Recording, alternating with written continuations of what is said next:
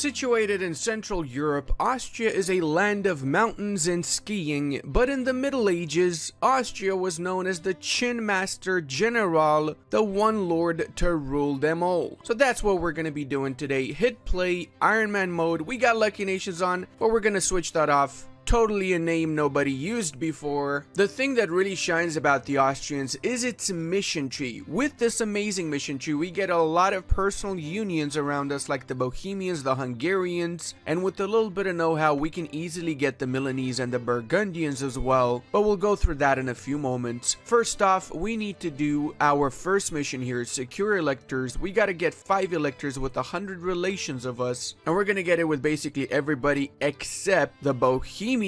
Alliance with Mainz, wait for 1 day, alliance with the second elector, wait for another day, alliance with the third elector. It's usually very easy to get the relations with Brandenburg and Saxony as long as they did not rival each other. It's a lot more difficult to get it usually with Köln, Trier, and Mainz, since these are republics, but it also is a little bit RNG. We're also going to be setting up our rivals as the Bohemians, Ottomans, as well as the Danes. Why, you ask the Danes? Well, because they have HRE land that we want to liberate from these nasty boyos here eventually. Estate-wise, give out the +1 mana privileges for all 3 estates, the patronage of the arts, supremacy over the crown, religious diplomats is going to help massively with our mission, and of course some of the diet, go for whichever agenda best suits you, and don't forget to also seize the crownlands. Eventually we're also going to give out the -25 advisor cost reduction privilege, but first we got to get 1 stability, so we'll give those out after 1 month. And because we will be getting a few wars early on, we're going to get the indebted to the burghers loans so we can fuel our initial expansion into Bohemia, Hungary, and so on. I believe we all enjoy playing as Austria because it's one of the richest map painters in EU4. And speaking of painting and money, I want to introduce you to Masterworks, who was kind enough to sponsor today's video. EU4 Austria's inflation is nothing when compared to our contemporary record high inflation. Whilst in EU4 you can just click a button and lower inflation, in the real world inflation eats away at your savings and the only thing you can do is invest your money. Masterworks is a platform for investing in contemporary blue chip art, which until recently has mainly been available to billionaires that quietly diversified their portfolios with art for years. Now you too can own a share of Picasso's art. Since 1995, contemporary art prices have outpaced the S&P 500 total return by 164%. And since 2017, Masterworks sold 5 paintings with an average net return of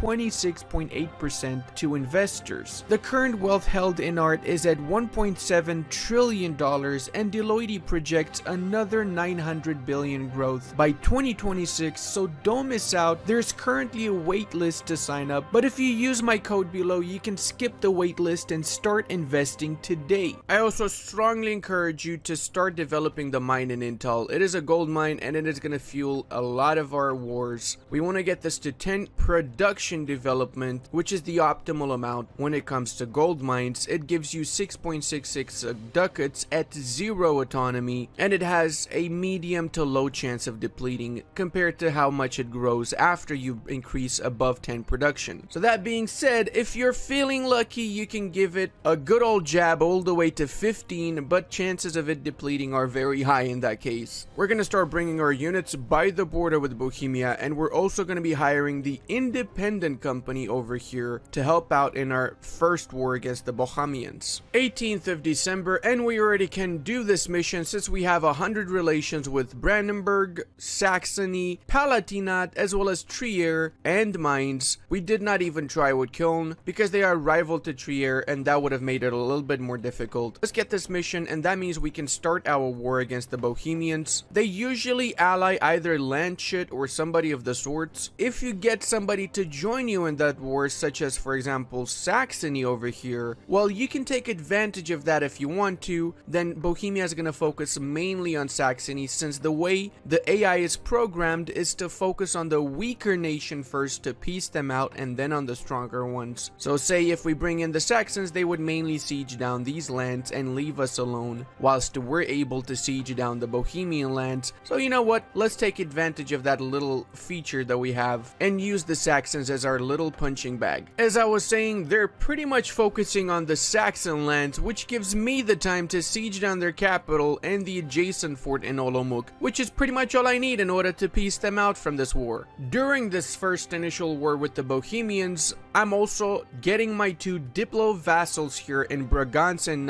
Trent. The way that it works is I'm basically improving relations, getting royal marriage if I can, proclaim guaranteeing, offering military access. Eventually I'll be able to after I get the alliance and I'm not at war, and after I got 190 relations with both of these and I'm allied to them, I can Diplo vassalize them. You can get all of those relations up whilst you're in the Bohemian War, so you don't waste time essentially. Avec les Stecken Vipanicurum in the province of Dresden. That's why you never siege hills when there's double the army size right next to you. You see that thing coming, you're running away, boys. Olomouc took its pretty time to fall, 543 days, come on man. And it's a freaking grasslands fort, I mean seriously. At least we got this one juicy stability here, boys. I actually forgot to step up before. I could stay in the war for a little bit longer till I siege down Landshut, but I'm not gonna do it. I'm gonna peace out the Bohemians now. I'm taking the province of Kib, obviously, because it is a gold mine, taking a little bit of money as well. Sadly, some of this is actually going to the Saxons, which is kind of why I don't really feel it's worth me inviting them into a war. But then again, they did do most of the heavy lifting by, you know, having their assets handed to them. Now we can bring our boys back home since we're gonna get ready for the next campaign. But until that time, let's get the alliance with the nation of Trent and with Brabant so we can get our diplo vassalization over them afterwards. So I finished getting the relations that I needed with Trent and with Brabant, and now I'm gonna make them both my vassal diplomatically. There you go, this is second one Brabant. That means we have two vassals, which also means we can give out the strong duchies privilege. You need vassals, not personal unions, in order to give out that privilege. And don't forget, you can also ask them to divert trade towards you because you can do whatever you want. It's your vassal. Next up is the question of Hungary. Now, in my previous video, which is a little bit more aggressive than your standard videos, I attacked the Hungarians and I took Slovakia so I get easy access into the Polish land. And whilst that is a really great strategy if you're ready for it, you can also get the Hungarians as a junior partner from an event. You just need to wait for about 6 more years until 55, give or take, as long as they do not replace their heir, Ladislau Postumus von Habsburg, which is the same heir as your heir. So essentially, in 55, you get that union for free. If I was to enforce the union via this mission here, that would give me about 50 aggressive expansion, but the bonus is that I would get the Slovakian lands, and I'd also be getting easy access into the Serbian parts. In this playthrough, because I want to make it a little bit more different, I'm going to be going into the west. I'm going to get a claim on the Swiss. I'll be getting a claim on Salzburg, so I do 2 of my other missions here, namely Land Union or Connect Further Austria, as well as the Deal with Bishoprics missions. So we got the claim on the Swiss. Let's go ahead and attack them right now. They're allied to the 3 leagues. I'm actually going to co-belligerate the 3 leagues because I want to take 2 of these provinces, Chur and St. Gallen. And since I don't want to waste time, I'm going to be attacking Salzburg at the same time that I'm at war with the Swiss. Ah yes, big brain AI here, sieging down my PU's lands rather than attacking my lands. So now you might be thinking, oh, just vassalize Salzburg, but I don't want to do that because Salzburg would take up one of my diplo relation slots until I integrate them. I don't want that since I'm going to need my diplo relation slots for my Hungarian PU, my Milanese PU, and so on. And that's why I'm going to be fully annexing Salzburg, which means I can do one of my missions here,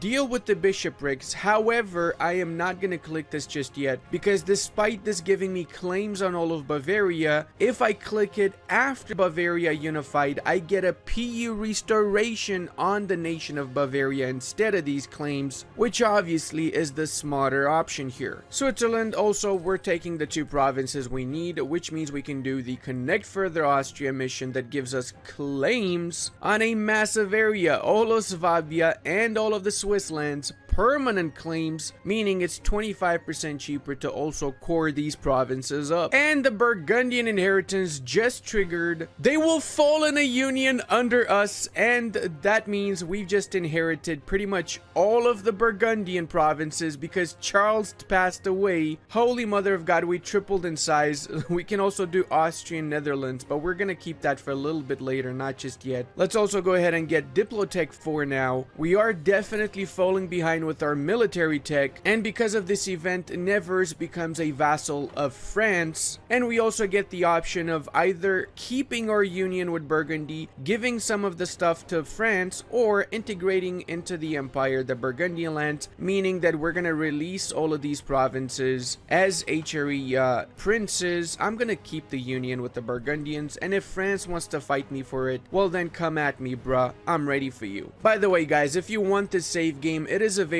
for all of my patrons and channel members. You'll find a link to both of these in the description below. And also, if you enjoy the content, consider subscribing. Would really help me out so much. I do this full time, and just a small little click really can change a lot for me, and I'd really appreciate it. But you don't need to do if you don't want to. That is a-okay as well. Just know I'm gonna be silently judging you in the background. The French already have military tech 4, so we desperately need to get this before the war starts. There you go, we kept our union, which means that we're going to be at war with the French very soon. If they decide, yeah, they definitely will decide. They just finished their war with the English. Oh lord, it's coming, boys, it's coming. I just noticed the amount of vassals that the French have right now is just absolutely insane. They've got 7 freaking vassals, man. Their vassal swarm alone's probably got the same amount of troops as they do. Hey, we got Tech 4, everybody is a-okay. We're safe now. Let the French come. Seriously, are they not actually going to declare war on me or what? Come on, you wussies. Hey, we can even do the first reform, call for Reichsreform. The first 3 reforms are actually the most difficult to do in the game, by the way. If you get to the 3rd one and you get the CB to expand the borders of the empire, then doing the rest of the reforms and centralizing is super fast because you can literally just attack neighboring provinces, well, neighboring countries, and add them to the empire, which gives a lot of imperial authority. Bruh, are you kidding me? The gold mine in Intel just depleted. It only had 8 development, not even close to 10. Oh my god, seriously, this game, bro. Gonna have to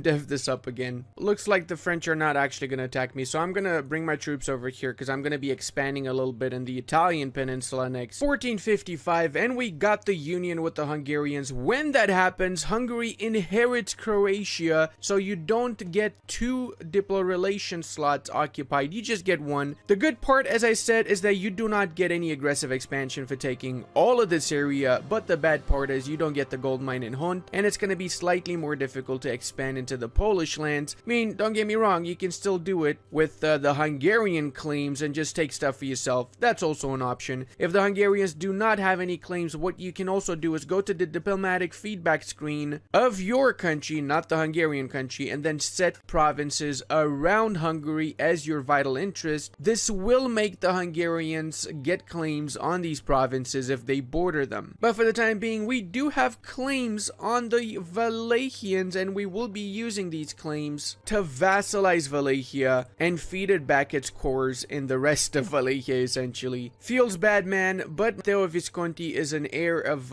Milan, so that means the Ambrosian Republic will likely not trigger just yet, or trigger a little bit later. With the addition of Hungary, we can do Royal Hungary, which offers us claims on quite a little bit of Dalmatia here and Ragusa. So after we finish with the Wallachian War, we can focus on the Venetians and on the Balkans primarily. The Venetian War is going to be a little bit more different because we're not going to be able to actually access the island of Venice itself. So we're likely just going to have to get our war score from the forts in Treviso, Brescia, and whatever other fortifications they have around. And we can also do our peace deal against Wallachia now. I said that I'm going to vassalize them, but I changed my mind because honestly, I don't want an extra diplo relation slot here used up by the Wallachians, and the cores that they would offer me is just not really that much. Just 3 provinces is pretty underwhelming. Oh god, I forgot to seize Crownlands before I attack the Venetians. I gotta make this war as quick as possible now. And my plans of a unified Bavaria have been ruined since Landshut has been made a junior partner of Denmark. So I'm gonna have to to somehow liberate the Lanshuttians there from the Danes, which would give a chance for the Bavarian nation to form, and that also means that I can PU the Bavarians afterwards. It's a long-term goal, let's say. Also, the entirety of the Venetian army is literally hiding away in the city of Venice. I'm okay with that. I'm keeping my troops close by in case they decide to sally out into Treviso though.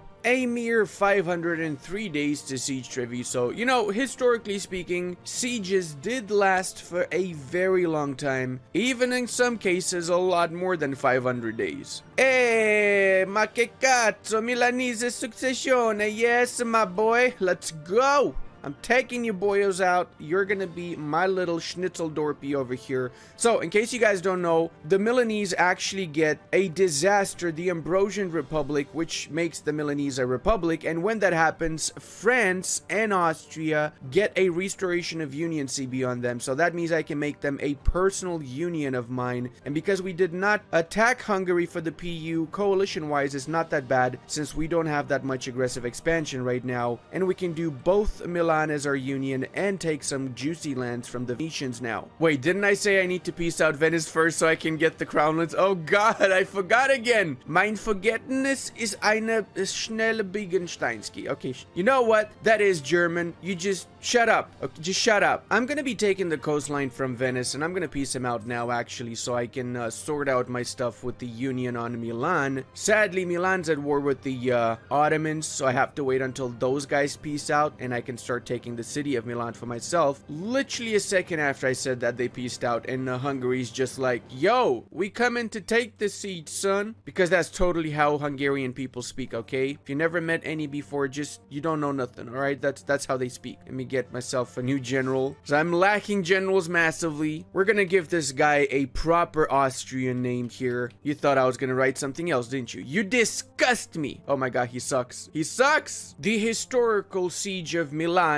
by Hungarian troops, 1459, visualized. Oh, I absolutely love this event. We get the gold mine +1 goods produced in Intal, which means that we're basically getting 6.66 ducats from that gold mine in Intal. Actually, one goods produced is it's 3.33, not 6.66, since one goods produced is 5 development. Hey guys, say hello to my little friend over here, Milanius Maximus, and the little coalition that accompanies getting this PU over Milan. It's worth it though, because now, look at our map mode, boys. In just the first 15 years, we went from little old Austria to having pretty much 25% of Europe here, with unions all around the place. And the best part is that we didn't get much aggressive expansion, since half of these unions we got from events. That's right, that's why Austria is so freaking overpowered, because you get these events with these unions. I really want to get this achievement, Atwic's Legacy, get 10 personals at the same time, and I want to get it before 1500 in this run. So if you guys want to see that, if we get 10,000 likes within the first 30 days of having this video released, then I will get that second part released super fast for you guys. In fact, the day that we reach the 10,000 is the day that I'm gonna be releasing the video. I promise. I'll do my best to have it ready beforehand. Just, you know, don't get 10,000 likes on the first date. I mean, that's not gonna happen, but just saying.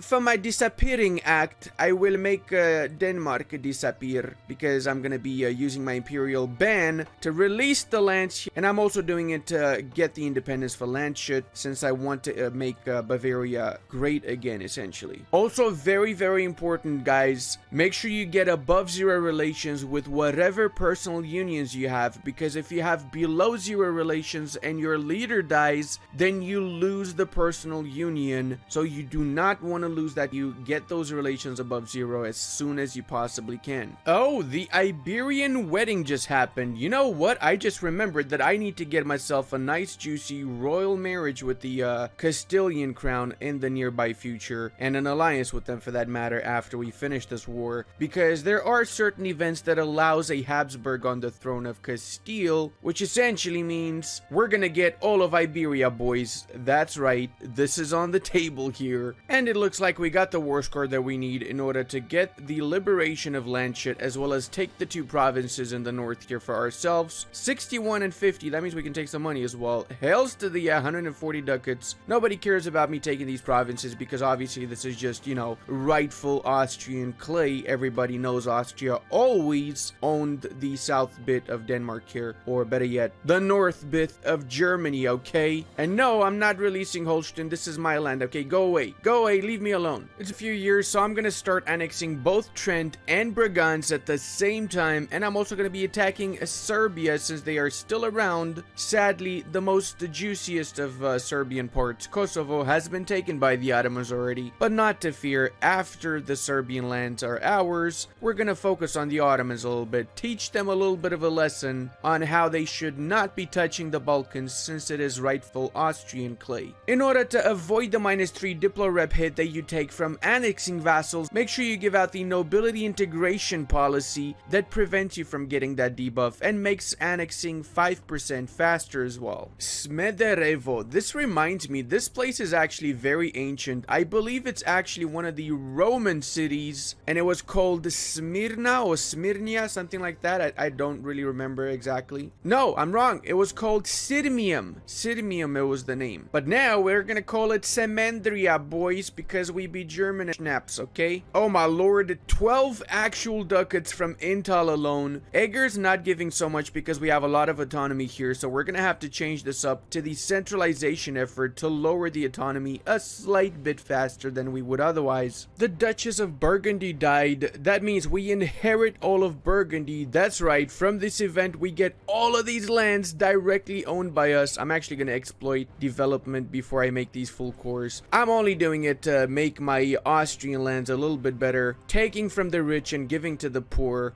And by making these full integral cores, we have tripled our economy, my boys. It also means that we can now start a couple of wars. We're gonna do our war against the Ottomans next, and afterwards against the Venetians, since we have the 2 cores from Milan that we want to return back to our personal union. Also, quite a few of these forts are actually useless, so I'm gonna be deleting them. Only gonna keep the vital ones. The Ottomans have military 6, so they're definitely gonna be ahead of us a little bit for the first part of the war anyway. We're gonna call in the Castilians. Apparently we can call them in. That should be of a little bit of help. We're close to getting military tech 6 ourselves. We just need to embrace Renaissance. Actually, you know what? Let's do that right now. Gonna get a few loans. Might as well and pay this off. There you go. Now we got military tech 6 as well. And you know what? I can pay off my old 1% loaners, and then I can just get new burger loans. And guess what, boys? We just got the faceting event in Antwerp, as well as a small little bit of a coalition here with the Bavarian nations, and tell ya that faceting is gonna come in handy for sure. Despite expanding super fast and being literally the strongest nation in here, I don't have too much army tradition because honestly most of the fighting is actually done by my many personal unions. Albeit now that my army literally doubled since we inherited Burgundy, we should be able to do quite a little bit of fighting ourselves. Did they actually build the fort in Philippe? I don't remember this existing at the start of the games. Hey, we got the last jousting tournament. Wait, what? We got a new heir to the throne, Leopold Wilhelm. What happened to the other guy? Did he just die randomly? What was he, like 20 something and he passed away? Bro, okay, fair enough. How do you pronounce Gelibolu in Turkish? Is it like Gelibolu or something like that? Is it a jelly province, essentially? I'm gonna piece them out now. So I got most of the stuff that I want here. I'm gonna get these 3 provinces so I can release stuff, a little bit of money on the side as well. This is a-okay with me. I want this to be a fairly quick war for a couple of reasons. First off, obviously because I want to have a shorter truce, and second off because I actually wanted to go to war with the nation of Provence, which just got excommunicado, so that means I get 50% aggressive expansion for these 2 provinces. Gonna call in the Castilians since they also can help me out against Portugal that is allied to Verdun, or better yet Provence. And I want to point out something that I know a lot of people struggle with. How do you spread your dynasty and get personal unions? Well, that's exactly how. Classic example, I got a royal marriage with Savoy, and when their leader dies, a noble from the von Habsburg throne succeeds to the throne because they do not have any legal heir right now. Now, the problem is this guy's pretty young, so it's very likely that he's gonna get an heir, but if he does not get an heir, or he passes away somehow, then that von Habsburg's gonna succeed, and that means eventually I'll be able to claim the throne when the von Habsburg has a weak claim for his heir, and then I can get my union over Savoy. Now, the Bohemia fully integrated Silesia, we did our mission of recovery of Silesia, which gave us permanent claims on the Galicia-Volhynia area of Poland. After we get these provinces, we can get a personal union on Poland, which has its own personal union on Lithuania, so that means we get 2 nations as our junior partners after we enforce that. So of course, that will be the main target after this war. And I'm gonna peace out Naples, gonna give some parts of Naples to Castile, because eventually I plan on vassalizing Naples, and I'm gonna feed them back these cores all over, even the ones in Sicily, unless I get the PE over Castile faster, in which case I also am gonna own these lands then. So whatever the outcome, it is basically a win for me. And would you look at that, boys, we got Enrique von Habsburg on the Castilian throne, which means after this guy ascends and becomes the leader of Castile and his heir gets a weak claim, we're gonna claim that throne and we're gonna attack the Castilians, make them our little our little beach paradise. That's what I really wanted to say. All of Provence's friends abandoned it, which means we're gonna take these provinces now. We're also gonna make it cancel that core, get some more reps, basically as much damage as we can do, and we also made it release the nation of Lorraine, which means it's now an independent nation, and it also means that there are no provinces that are part of the HRE which are not in the HRE. We're not getting any debuff from that. We're getting 0.26 per month, which is actually quite... Oh, wait, what? There's one province that is not? Where is that? This cancels everything I just said. The time has arrived for us to release Bulgaria as well as the Byzantines. And with these 2 nations, we'll feed back all of their cores, which is essentially literally all of the Ottoman holdings in the Balkans. It's probably going to take us 2 wars rather than 1. This video has been dragging on for quite a while though, guys. So you know what you need to do if you want the second part of this awesome run that I'm really enjoying a lot. Until the next time, check out this awesome Florence video. And I want to give a massive thank you to all of my patrons, channel members, and Twitch subscribers. I would not be able to do this without all your support.